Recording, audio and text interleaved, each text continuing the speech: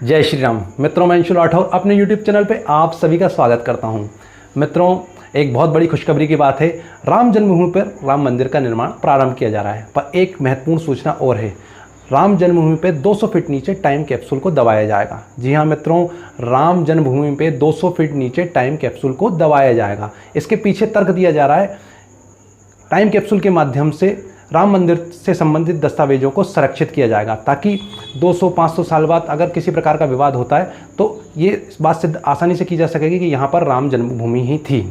मित्रों, राम जन्मभूमि से संबंधित विवाद 500 साल से भी ज़्यादा पुराना है। साथ ही साथ लाखों राम भक्तों ने अपने प्राण न्यौछावर इस राम जन्मभूमि की रक्षा के हेतु करे हैं। मित्रों, लाखों राम भक्तों ने इस राम जन्मभूमि के लिए अपने प्राण न्यौछावर करें, ये बहुत महत्वपूर्ण बात है। और इस पर राम मंदिर निर्माण होने से उन राम भक्तों की हुतात्माओं को शांति मिलेगी। साथ ही साथ हमारे रामलला जो आज अस्थायी टेंट में निवास कर रहे हैं, उनको एक नियत स्थान मिलेगा और उनकी प्राण प्रतिष्ठा हो पाएगी। मित्रों, राम जन्मभूमि से जुड़ा विवाद जो एक 500 साल पुराना विवाद था, और उसे कोर्ट में केस के माध्यम से हमने इसे जीता है। जी हाँ मित्रों, हमने उस केस को जीता है। पर इस केस को जीता कैसे है, ये एक बहुत महत्वपूर्ण प्रश्न है। मित्रों, हमने उस केस को जीता है क्योंकि हमारे पास टाइम कैप्सूल था। जी हाँ मित्रों, हम टाइम कैप्सूल से ही इस केस को जीत पाए हैं। मित्रों, ये बात आप वीडियो के अंत में स्वयं इसका जवाब देंगे, पर उससे पहले भी कुछ महत्वपूर्ण प्रश्न हैं जिनका आपको उत्तर जानना जरूरी है। मित्रों, टाइम कैप्सूल क्या है, ये कैसे बनता है, क्यों बनाया जाता है, इसके पीछे क्या उद्देश्य होता है, साथ ही साथ इसमें कौन सी भाषा प्रयोग की जाती है, और सबसे महत्वपूर्ण प्रश्न ये है, भारत का इतिहास और टाइम कैप्सूल के बीच में क्या संबंध है। मित्रों, इन सभी प्रश्नों का उत्तर हम जानेंगे हिंदी भाषा में, सरल शब्दों में। चलिए श्री गणेश करते हैं।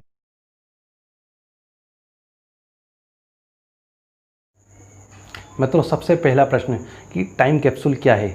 मित्रों, वर्तमान परिदृश्य में आप देखेंगे टाइम कैप्सूल तो अमेरिका और भारत में पहले भी टाइम कैप्सूल बनाए गए हैं। हाँ मित्रों, अभी 25 साल 30 साल में टाइम कैप्सूल बनाए गए हैं।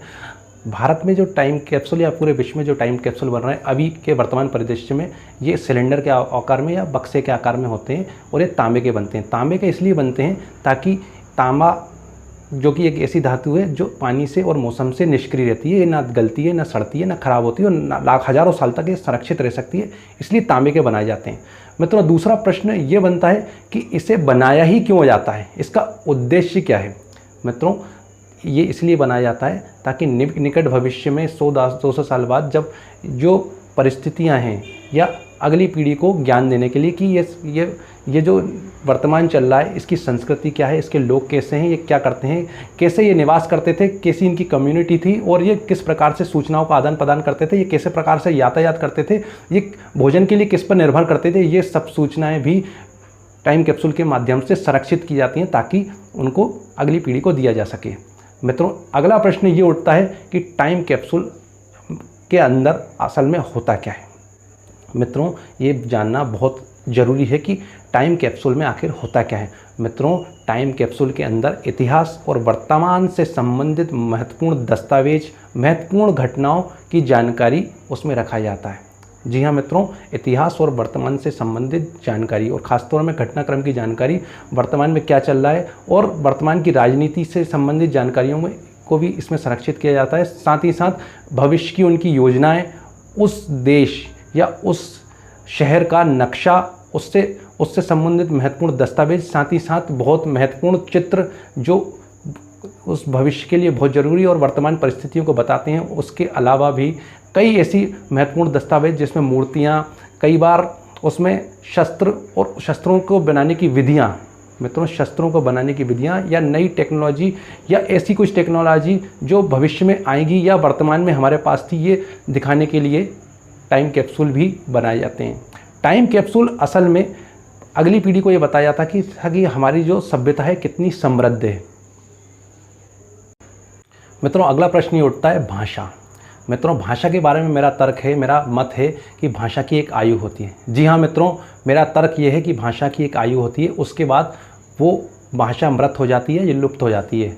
मित्रों, हमारे देश में एक समृद्धशाली इतिहास रहा है। यहाँ पर देवनागरी लिपि, उसके बाद संस्कृत ने उसका स्थान लिया। संस्कृत एक ऐसी भाषा रही है जिसमें 4 वेद, अनेकों ग्रंथों की रचना, रामायण, महाभारत, गीता जैसे ग्रंथों की रचना भी इसमें की गई है। अनेक कवियों ने महान रचनाएं अपनी रची हैं, वो भी संस्कृत भाषा में। हमारे यहाँ का ज्योतिष शास्त्र, गणित और भविष्य को देखने या जानने के लिए अनेक युक्तियाँ और शास्त्रों की रचना भी संस्कृत भाषा में की गई है। मित्रों, हमारे यहाँ की आज पूजन विधि भी संस्कृत में ही की जाती है। मित्रों, उसके बाद अवधी भी आई।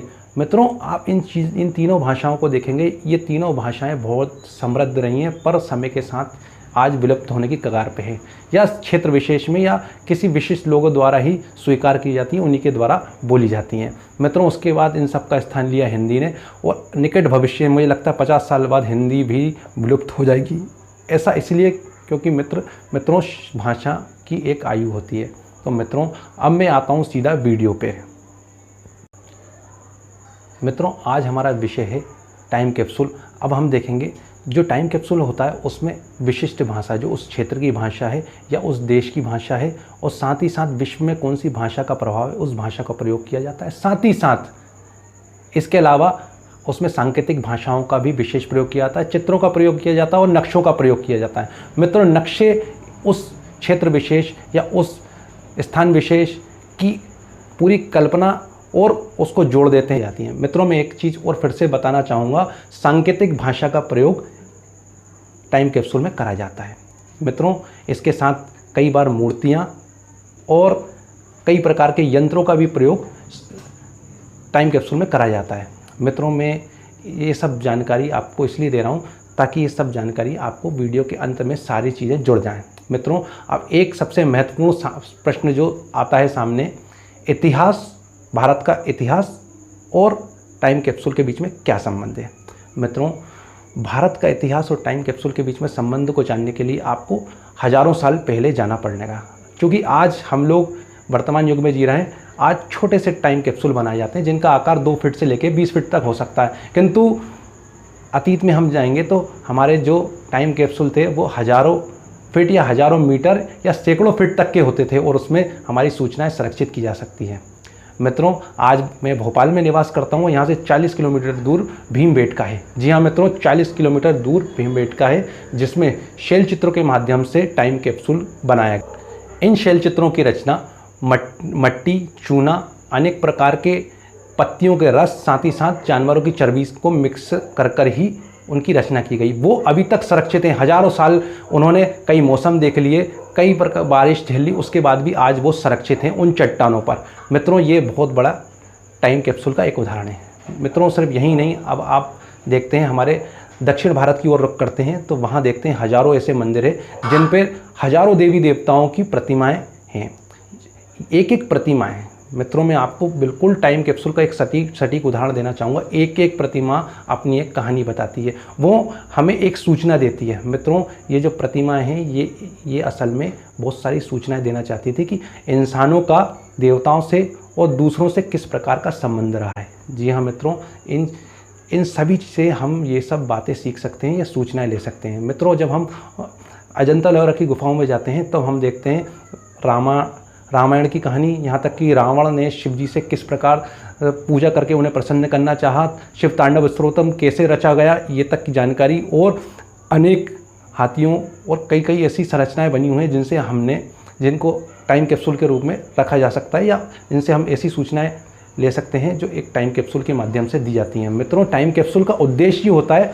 वर्तमान परिदृश्य की सूचनाओं को भविष्य को बताना। इसके लिए आप किसी भी साधन का प्रयोग कर सकते हैं, चाहे वो लिखित में दे सकते हैं, चाहे आप मूर्ति का रूप दे सकते हैं, चाहे सांकेतिक भाषा का प्रयोग भी कर सकते हैं। मित्रों, अशोक चक्र आपने देखा होगा, उसके अंदर सांकेतिक भाषाओं का प्रयोग किया गया। और मित्रों, जैसे मैंने पहले कहा कि हमारी जो भाषाएँ ख़त्म होती हैं, उस अशोक चक्र में जो चिन्ह बनाए गए हैं, जो भी सूचनाएं दी गई हैं, वो हम पूरी अभी तक समझ नहीं पाए। उसी प्रकार भीमबेटका के जो शैल चित्र हैं उनको भी हम पूरी तरीके से समझ नहीं पाए। उसमें भी जो मानव समाज किस प्रकार रहता था, क्या खाता था, उनको कैसे जानवरों का शिकार करते थे, क्या क्या वो पालते थे, और किस प्रकार उनका रहन सहन और उनका आपसी ताना बाना था, और उनके आवागमन के साधन, उनके जो आपस में गठजोड़ थे किस प्रकार होते थे, इन सारी सूचनाओं को उन्होंने हमें देने की कोशिश करी है। यही तो असली टाइम कैप्सूल होते हैं।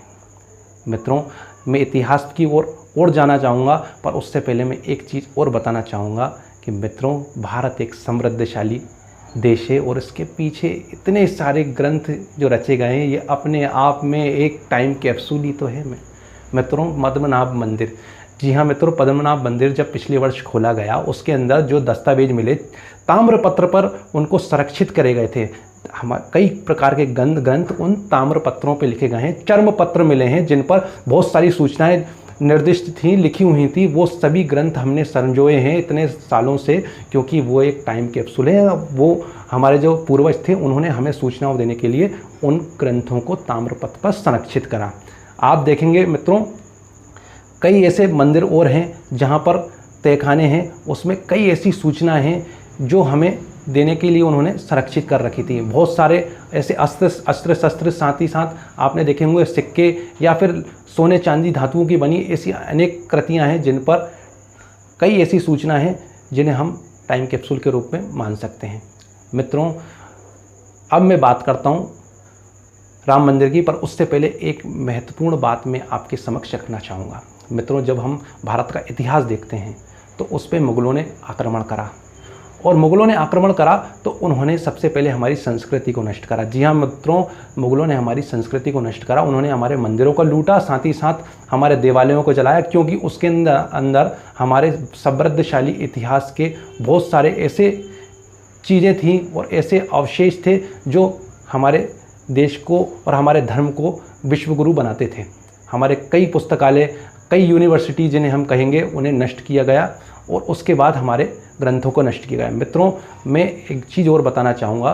श्री राम मंदिर भूमि जब बनी तो उस समय जो आसपास के क्षेत्र थे उस पर मुग़लों ने जैसी हथियाएं या उस पर, तो उसकी जो राम जी की प्रतिमाएं और लक्ष्मण जी की प्रतिमा, सीता जी की प्रतिमाएं सरयू नदी में बहा दी गई। मित्रों, ऐसा सिर्फ राम जन्मभूमि से नहीं हुआ, दूसरे मंदिरों पर भी जब मुग़लों ने नष्ट किए गए तो वहाँ के रक्षकों ने, वहाँ के पंडितों ने उन प्रतिमाओं को या उन सामग्रियों को या उनके अवशेषों को ज़मीन में गड़ा दिया या नदियों में बहा दिया गया, ताकि वो मुग़लों के द्वारा नष्ट नहीं किए जा सकें। और कहीं ना कहीं जब निकट भविष्य में उन्हें कोई खोजेगा तो वो मिल जाएंगी और उनका फिर से प्राण प्रतिष्ठा हो सकेगी।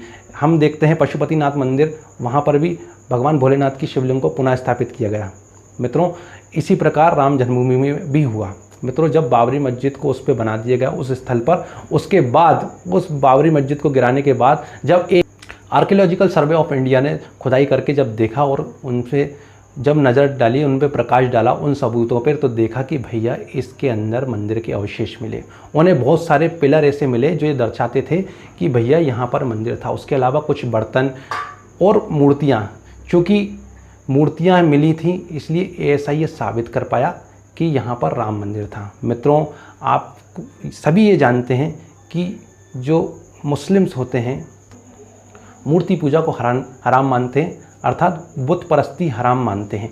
तो अगर वो बुत परस्ती को हराम मानते हैं और वहाँ पर मूर्तियाँ मिलती हैं, मंदिर का अवशेष मिलते हैं, अनेक कलाकृतियाँ मिलती हैं, तो वो हम ये साबित कर पाए कि यहाँ पर मंदिर था। तो मित्रों, ये टाइम कैप्सूल था जो ये बता पाया कि वहाँ एक मंदिर था। और आज हमारे नरेंद्र मोदी जी ये टाइम कैप्सूल इसलिए वहाँ पर रोप रहे हैं ताकि निकट भविष्य में 200, 500 या 1000 साल बाद जब कोई आक्रांता उसे अगर नष्ट करे या नष्ट करने का प्रयास करे, या कोई ऐसी पार्टी आ जाए जो उसको ये साबित करने तुल जाए कि भैया यहाँ कोई मंदिर नहीं था, तो उस टाइम कैप्सूल द्वारा इसे साबित किया जा सकेगा कि यहाँ एक मंदिर था।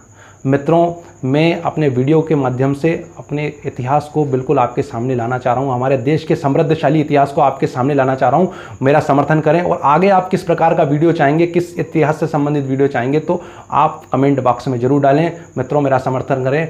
भारत माता की जय। जय श्री राम।